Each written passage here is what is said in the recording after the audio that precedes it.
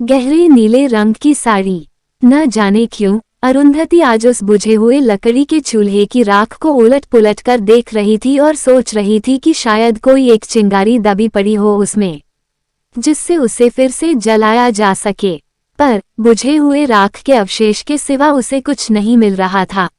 बिल्कुल उस राख के जैसा ही था उसका जीवन भी, उसकी बुझी बुझी आंखें भी, उसके चेहरे की बुझी हुई रंगत भी। सफेद रंग की साड़ी ने जैसे उसके जीवन से हर उमंग को मिटा दिया था। नीरसता के आंचल को उड़े हुए जाने कितने दिन और कितनी रातें बीत गई थी।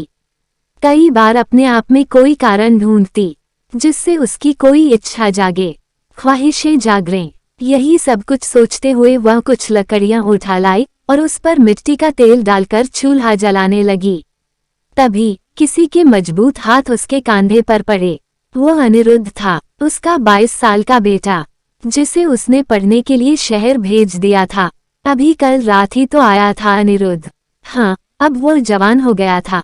पिता के जाने के बाद उसने अपनी माँ के साथ जीवन के हर उतार चढ़ाव को बड़े ही नजदीक से देखा था, जिसने उसे समय से पहले ही बहुत परिपक्व बना दिया था। उसकी माँ ने उसे पढ़ा लिखा कर इतना बड़ा तो कर ही दिया था कि उसे अब वह हर बात समझ में आने लगी थी जो पहले नहीं आती थी। क्या बना रही हो माँ? अनिरुद्ध ने माँ की पीठ पर हाथ रखते हुए पूछा। खीर बना रही हूँ तेरे लिए। तुझे खीर बहुत पसंद है न? भगवान जाने तू वहाँ कैसे खाता होगा। कौन देता होगा तुझे ये सब बनाकर? ठीक से खाता भी होगा या नहीं? तभी तो इतना दुबला हो गया है तू।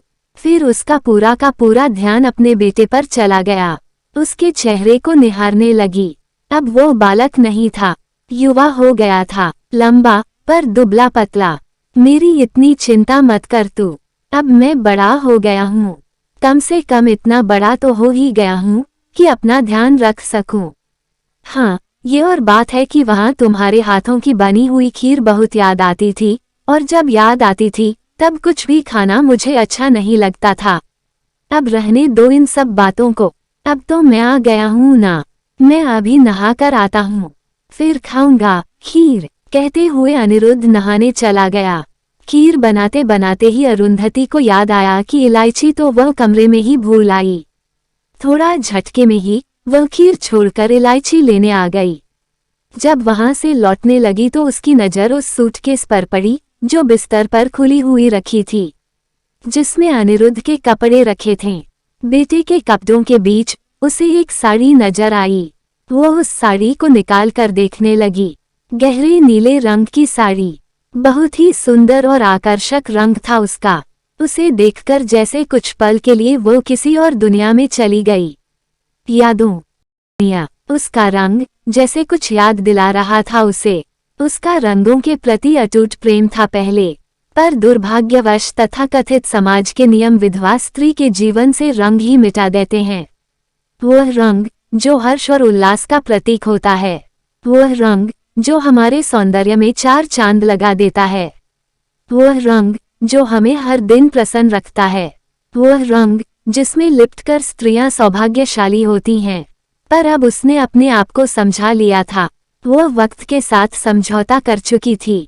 समय और परिस्थिति के साथ सब कुछ भूलने की कोशिश बनी रही उसकी।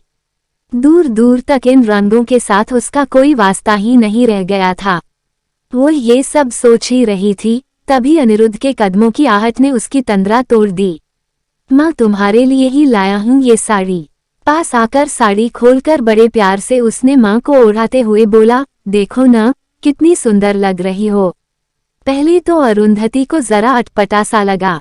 वो भूल चुकी थी उन रंगों को जो उसके कपड़ों के हर धागे में समाये रहते थे, जो अब बस तस्वीर बनकर रह गए थे।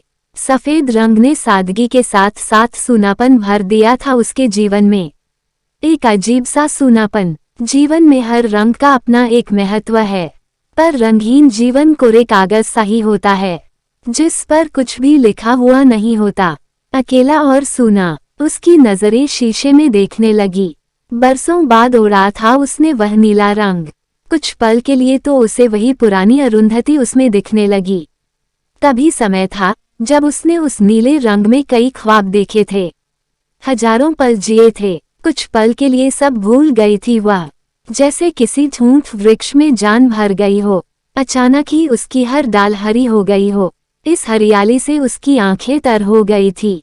भाववश उसकी आंखों से गिरते आंसू से उसकी नीली साड़ी नम हो रही थी और गले से लिपटे हुए अनिरुद्ध की गर्दन भी।